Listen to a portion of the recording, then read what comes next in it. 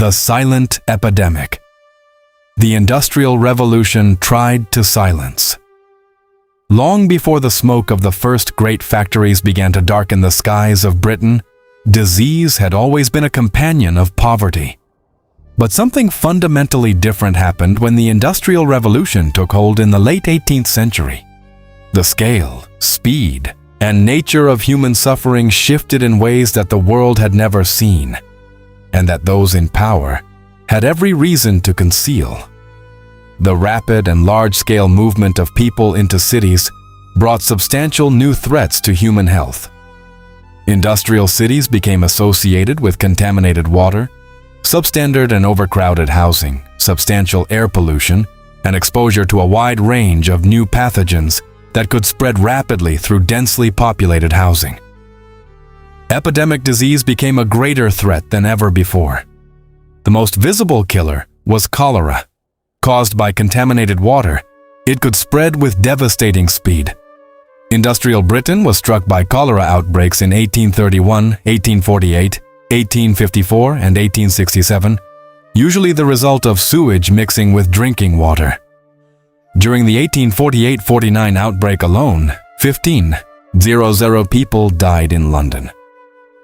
Yet as terrifying as cholera was, it was in many ways a distraction, a spectacular, undeniable catastrophe that demanded attention precisely because it could not be hidden. The true silent epidemic was something else entirely. Tuberculosis was the biggest killer. It is believed that TB killed 1/3 of all those who died in Britain between 1800 and 1850. TB moved slowly, quietly, invisibly. It crept through overcrowded tenements and factory floors alike, spreading through the air breathed by workers who labored for 12, 14, 16 hours a day in damp, unventilated spaces. As a result of industrialization and urbanization, tuberculosis became far more prevalent and far more important as a cause of death in the 18th and 19th centuries. Overcrowded housing, exposure to dust in mining and other occupations, and rising poverty were all contributing factors. And yet the disease was rarely spoken of in the boardrooms where fortunes were being made. The owners of mills and mines were not ignorant men. They understood on some level that the conditions they imposed were lethal. Fires, explosions, and poisonous gases brought rapid death and injury. But toxic dusts and vapors killed and damaged more in the longer term. Limbs could be lost to powerful machinery, while years of hard physical labor led to muscular, skeletal, and neurological problems. Hearing was damaged by the din of industry, and unprotected eyes were open to many dangers. These were not accidents of ignorance. They were the predictable consequences of systems designed to extract maximum output from human bodies at minimum cost. During the Industrial Revolution, the intensive use of metals in manufacturing systems, at a time when preventive measures were poor or non-existent, dramatically increased the number of workers afflicted by chronic metal poisoning. Lead poisoning in particular was devastating. Workers exposed to lead fumes in paint factories, print shops, and metal foundries experienced neurological damage, organ failure, and early death. In 1839, the French physician Louis Tonquerel Desplanches analyzed 1,200 cases of lead poisoning, noting that the disease was far more common in those workers exposed to lead fumes than in those dealing with solid forms of the metal. The science was clear. The suffering was documented. And still, nothing changed for decades. Until the 20th century, industrial disease was not even treated as a special category of illness. There was greater concern about routine industrial accidents and the prevalence of infectious diseases at the societal level. This was not an accident of classification. By refusing to name occupational illness as its own distinct reality, factory owners and their allies in government could deflect accountability. A worker who died of lung disease was simply sick. The fact that he had spent 20 years breathing cotton dust or coal particles was officially irrelevant. Biocinosis, a lung disease caused by prolonged exposure to cotton dust, was a known problem in the mid-Victorian period. Yet it was not until the 1940s and 1950s that ventilation systems which removed the dust became standard. Nearly a century of preventable suffering was allowed to continue, while the textile industry accumulated enormous wealth. Workers affected eventually won disability benefits, but only after long campaigns led by figures such as Factory Inspector Samuel Hurd and Professor Ronald Lane of the University of Manchester. The exploitation of children and women in the workplace were also central concerns of reformers. It was not until the 1870s that industrial diseases were increasingly subjected to public scrutiny. The delay was not due to lack of evidence.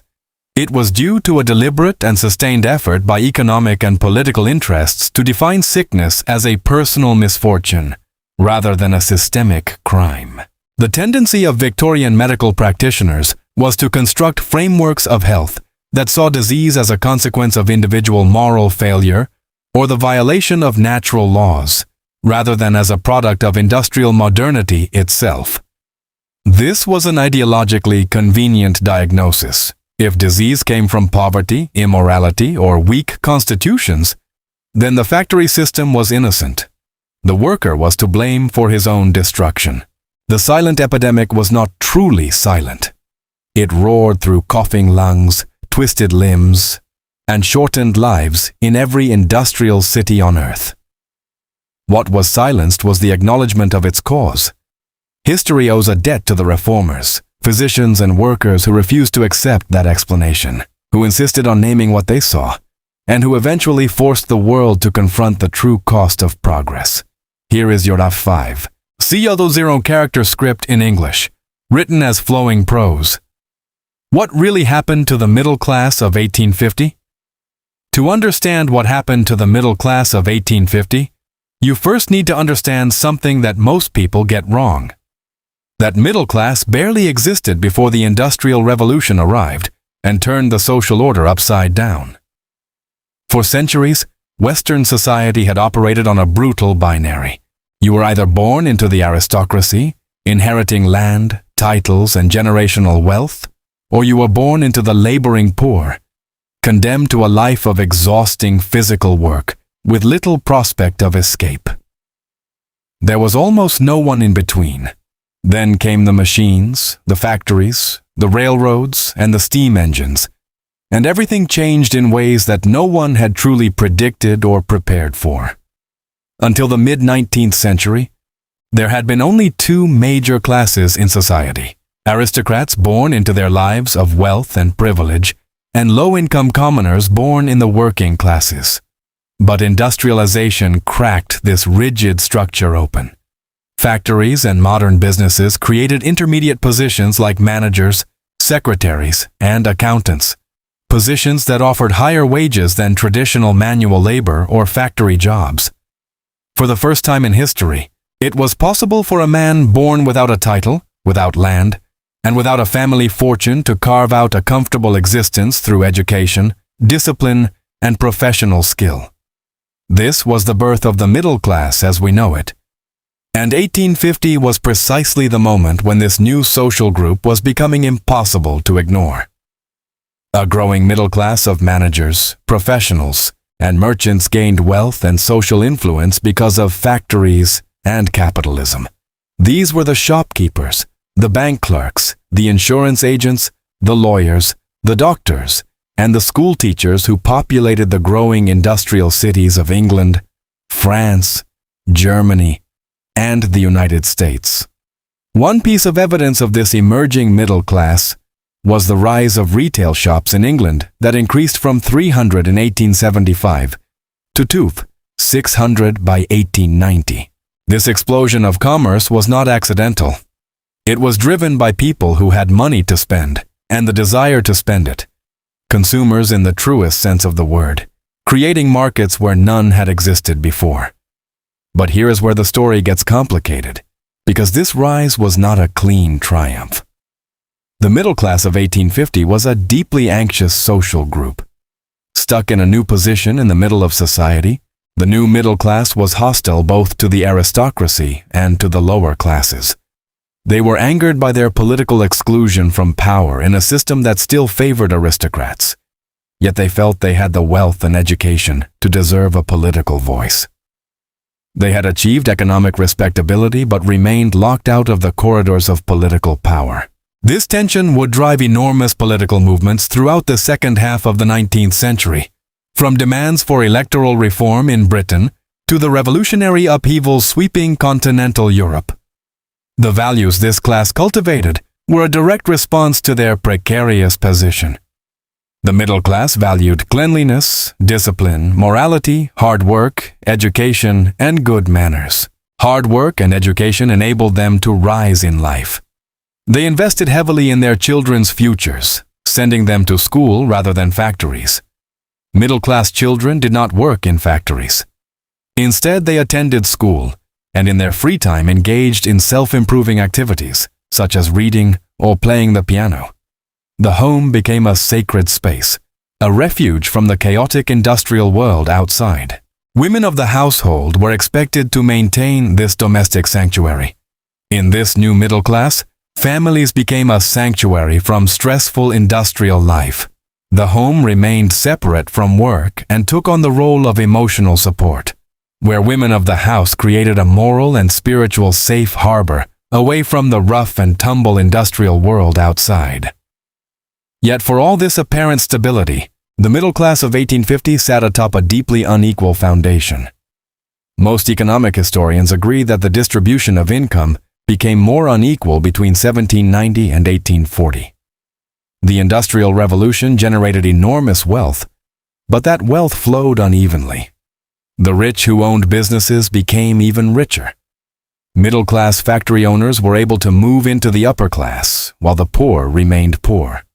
Wages from the factories were low. The workers who actually operated the machines, who loaded the ships, who dug the coal, they largely remained trapped in poverty, living in crowded urban tenements with no sanitation and little hope. Most working-class families lived in tenement housing, overcrowded apartment buildings with poor sanitation and ventilation, hotbeds of disease and social unrest. This inequality was not invisible. The people living through 1850 could see it all around them. Charles Dickens was writing about it. Karl Marx was theorizing about it. Reformers were protesting about it. The middle class itself was caught in this storm, prosperous enough to recognize the gap between rich and poor, educated enough to articulate it, but conflicted about which side of history they truly stood on. As part of these changing relationships, members of the new industrial middle class sought to close the distance between themselves and the new industrial upper class, while increasing the distance from the new industrial working class.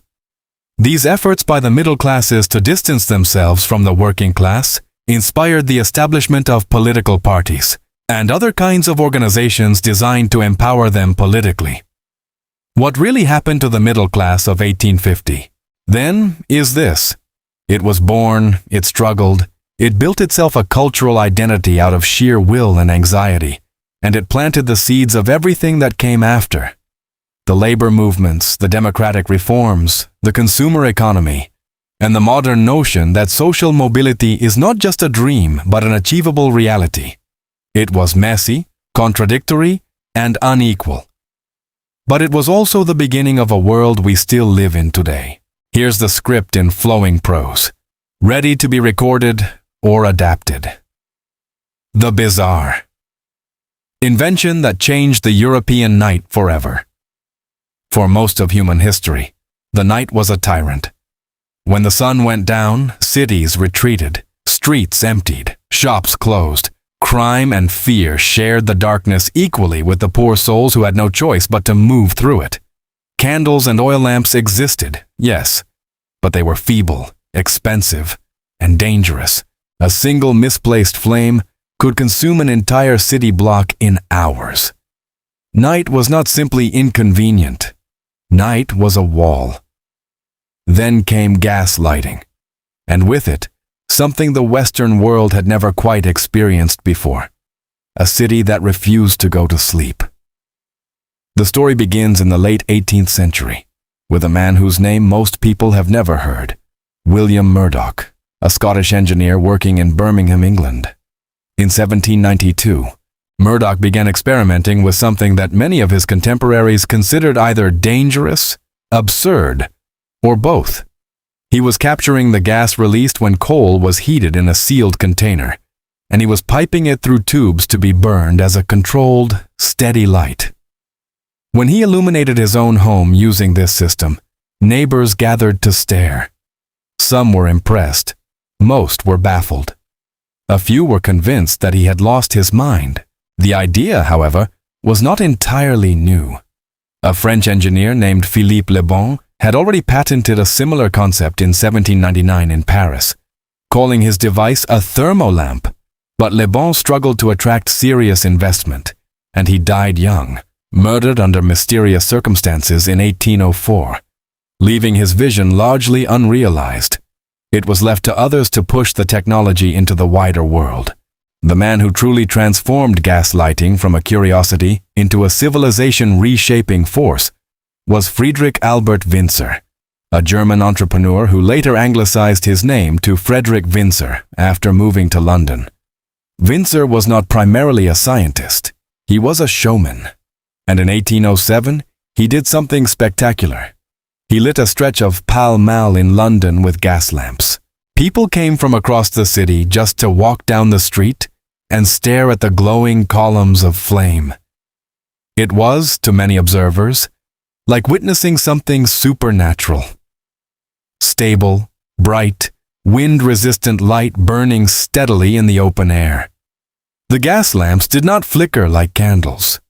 They did not smell like whale oil.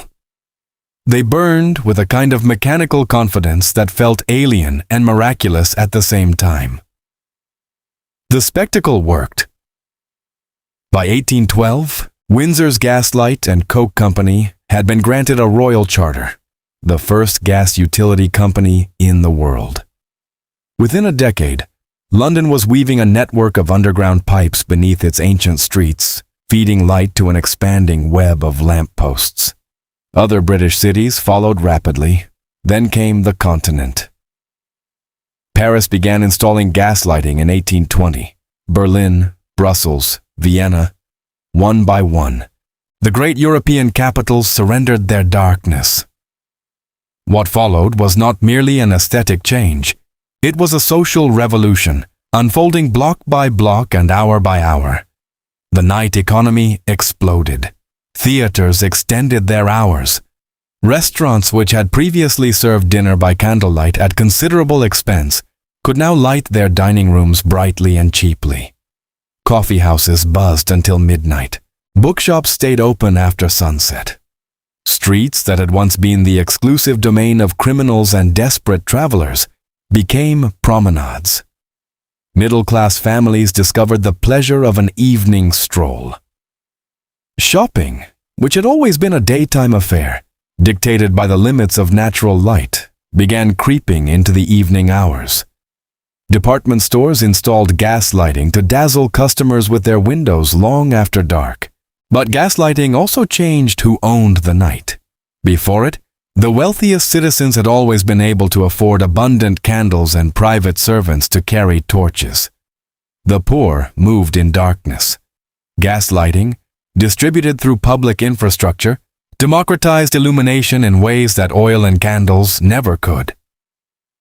The same lampposts that lit the entrance to a gentleman's club also lit the doorstep of the tenement next door. This was not equality, of course. The gas companies were profit-driven, and poorer neighborhoods received inferior service for decades. But it was a shift. Night, once the great social equalizer of helplessness, became something negotiable. There were, of course, those who hated it. Critics worried that keeping cities lit at night would destroy the natural rhythms of sleep and rest. Some religious voices lamented the interference with God's arrangement of day and night. Others raised safety concerns. The gas pipes beneath city streets were prone to leaks, and explosions were not unheard of. The novelist Charles Dickens, who loved gaslit London deeply, still wrote about the sinister fog that gathered around the lamps on winter nights, suggesting that the new light had not vanquished the darkness so much as given it a new texture. The street was illuminated, but the alley beside it was darker by contrast. Still, there was no going back. By the middle of the 19th century, gaslighting had fundamentally remade the relationship between European civilization and the clock. The idea that a city should slow and stop at nightfall, an assumption so ancient it had never been questioned, was quietly dismantled. New patterns of work, leisure, and social life embedded themselves into daily existence. Night workers appeared in larger numbers. Newspapers shifted to morning editions, knowing that readers would be awake long after the presses ran. The café culture of Paris, so celebrated in art and literature, owed its very existence to the steady blue flame burning in the glass mantles above the tables. And then, in the final decades of the century, electricity arrived. Edison and Swan demonstrated incandescent bulbs. Arc lamps blazed in public squares. Within a generation, gaslighting began its long retreat, first from the grandest boulevards, then from the side streets, finally from homes. Today, gas lamps survive mostly as decorative heritage objects, lovingly maintained in certain corners of London and Paris, casting their soft amber glow not because they are useful, but because they are beautiful, and because we have not entirely forgotten what it felt like to watch the night being pushed back for the very first time. It had begun with a Scottish engineer heating coal in his backyard. It had ended by changing what Europe understood a city to be. Not merely a place of daytime activity, but a living organism that breathed through the night. The year humanity almost lost its mind, 1816. Imagine waking up one morning in June and stepping outside to find snow on the ground. Not in Russia, not in Scandinavia, in Virginia, in France, in northern Italy. The sky is a strange muted copper color, and the sun, when you can see it at all, looks pale and wrong, like a dying ember. You have no idea why. You have no thermometer sophisticated enough to explain it. You have no newspaper that can connect what's happening in your village to what's happening 3,000 miles away. All you know is that it is summer, and it is freezing, and your crops are dying, and something is very, very wrong with the world. This is 1816. And before this year is over, it will reshape civilization in ways that people are still feeling today. The story begins not in Europe or America, but on a small island in the Dutch East Indies, what we now call Indonesia. In April of 1815, a volcano named Mount Tambora did something that no human being alive had ever witnessed in recorded history. It didn't just erupt. It exploded with a force roughly 100 times more powerful than Mount St. Helens in 1980. The blast was heard over 1,000 miles away. An entire mountain, more than 4,000 feet of solid rock, was simply vaporized. Around 71,000 people died almost immediately. It remains the deadliest volcanic event in recorded human history. But the truly devastating part wasn't the lava or the pyroclastic flows. It was what Tambora sent into the stratosphere, an estimated 150 cubic kilometers of ash, sulfur dioxide, and aerosol particles. These particles rose so high that they circled the entire planet. And unlike clouds, which come and go, this volcanic veil stayed. For months. For more than a year. It acted like a thin, invisible curtain drawn across the sun, reducing global temperatures by somewhere between 0.5 degree and 1.5 degrees Celsius. That might sound trivial. It was catastrophic. In the spring of 1816, farmers in New England planted their seeds as usual. By May, there were already troubling signs. Frosts that came too late in the season, temperatures dropping at night in ways that felt off. Then June arrived, and with it, something unprecedented. Snow fell across New England, across Quebec, across large parts of Europe. Rivers froze in Pennsylvania. Frost killed crops across the entire northeastern United States. In some parts of New England, there were killing frosts in every single month of that year. Every single month. In Europe, the situation was equally grim. The summer was cold, wet, and dark. The harvest across Germany, France, Switzerland, and the British Isles failed on a massive scale. In Ireland, the potato crop, already the backbone of the rural poor, rotted in the ground.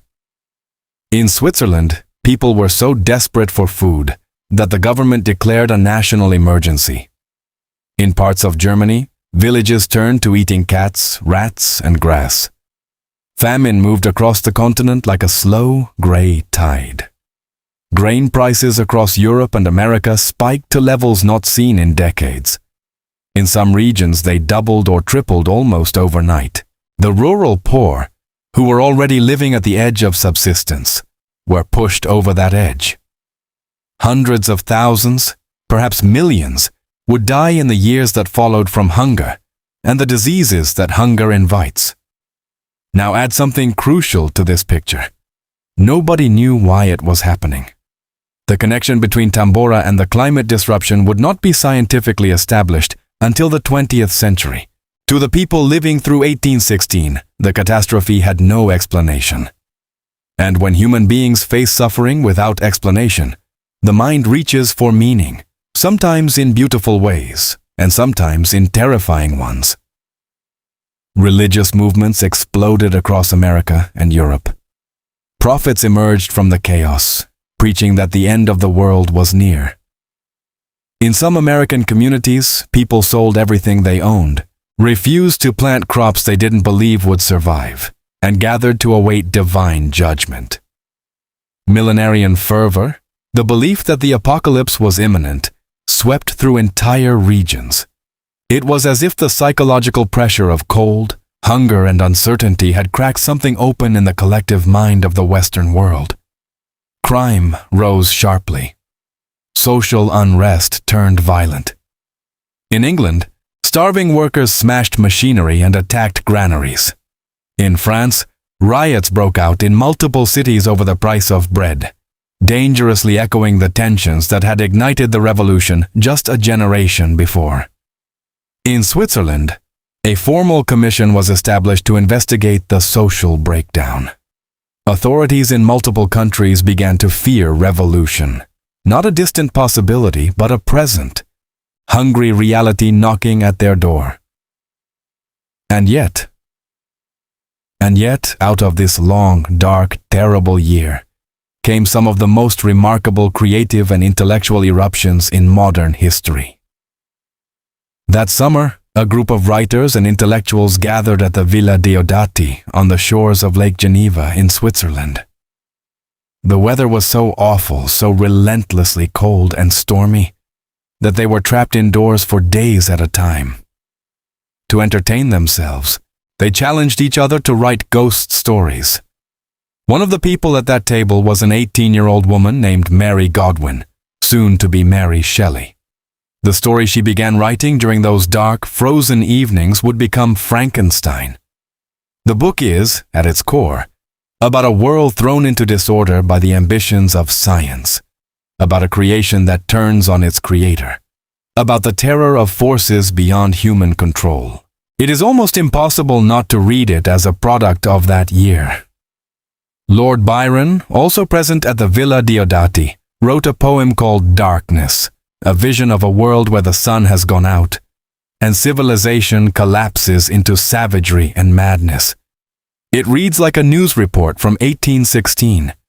J.M.W. Turner, the great English painter, began developing the distinctive volcanic sunsets, those burning, apocalyptic skies, that would define his mature style. He was painting what he actually saw. The famine also accelerated one of the great migrations of the 19th century. Hundreds of thousands of Europeans, particularly Germans and Swiss, decided that if the old world could no longer feed them, they would seek the new one. Migration to America surged. The American Midwest began to fill with settlers who had been driven west by the same cold wind that drove people off the land in Europe. And in a quieter, more technical development, a German baron named Karl von Drais Unable to ride his horse because the oat harvest had failed and his horse was too weak to be ridden, invented a two-wheeled, human-powered vehicle for getting around without an animal. He called it the Lauf machine. We call it the bicycle. 1816 is sometimes called the year without a summer. But that name, while accurate, is almost too clinical for what it actually was. It was the year a single geological event, a mountain exploding on the other side of the world, brought the entire northern hemisphere to its knees. It was the year that showed, with brutal clarity, how thin the membrane between civilization and chaos really is. How few bad harvests it takes before the social order begins to come apart at the seams. How quickly fear, hunger, and confusion can tip a population toward the edge of collective breakdown. But it was also the year that reminded us of something else. That human beings, cornered by catastrophe, don't only riot and despair. Sometimes they paint, sometimes they write, sometimes they invent. Sometimes trapped inside by a storm that shouldn't exist, an 18-year-old sits down and creates a monster that will haunt the imagination of the world forever. The volcano didn't care about any of that. It just erupted. The rest, the madness, the grief, the art, the migration, the reinvention, that was entirely human.